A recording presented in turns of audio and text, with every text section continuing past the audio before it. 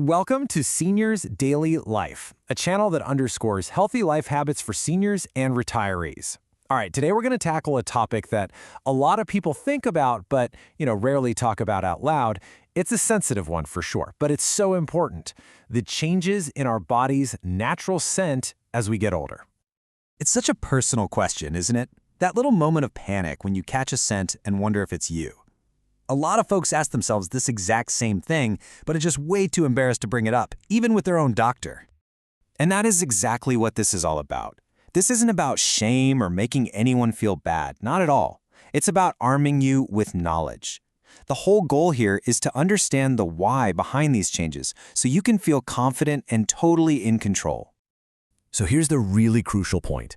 It is rarely, and I mean rarely, about a lack of cleanliness. Instead, it's often these subtle, almost invisible little factors, what our source calls silent mistakes, that are just a natural part of aging. And once you know what they are, they're often surprisingly easy to fix. Okay, so let's start by looking inside. A lot of these changes really begin with what's going on internally. Things we can't see, but things we can absolutely do something about. First up is hydration, or more accurately, a lack of it. You see, as we get older, our natural thirst signals can get a little weaker, so it's really easy to just not drink enough water. When that happens, your body can't flush out waste as well as it used to, and that causes everything, from your urine to your sweat, to become more concentrated and, well, stronger smelling. So what's the solution? It's beautifully simple, really. The goal for most of us is to aim for about 6 to 8 cups of fluids every day. Water is perfect, of course, but things like herbal teas or even water-rich foods, they count too. It's honestly one of the most powerful ways to tackle odor from the inside out. Now this next one is just fascinating. Who would have thought there's a direct link between your gut and your personal scent? As our digestion naturally slows down with age, food can hang around longer in our system. This can lead to fermentation, which releases these compounds that cause odor, and not just as gas, but literally through your pores and your breath. So how do we get our gut health back on track? Well, there's a really simple three-part approach. First, get more fiber. About 21 grams a day helps keep things moving along smoothly. Second, add in some probiotics from things like yogurt or kefir to help restore that good gut bacteria.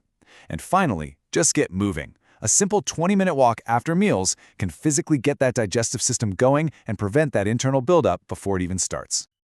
Okay, so we've looked inside the body. Now let's switch gears and talk about some external factors. These are those little traps in our daily routines that can quietly add to the problem without us even realizing it.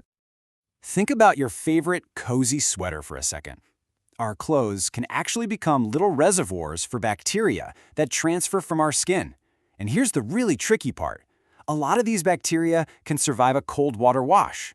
Over time, that buildup creates a kind of lingering, musty smell that you might get used to, even if other people can notice it.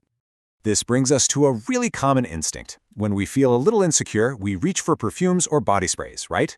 But it's so important to understand the difference between just masking an odor and truly neutralizing it.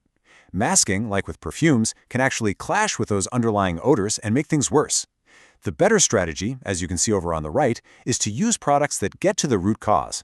A pH-balanced soap, for instance, works with your skin's natural defenses instead of against them, which helps manage the bacteria that cause the odor in the first place. Okay, next up is a source of odor that's, well, it's pretty much hiding in plain sight, our oral health. You can have a perfect hygiene routine everywhere else, but if this one area is neglected, it can be a major contributor to your overall scent.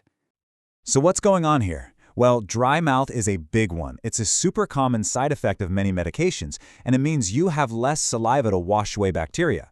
Things like gum disease, or even just buildup on the tongue or poorly cleaned dentures, all of these create a perfect little haven for those odor-causing bacteria to thrive.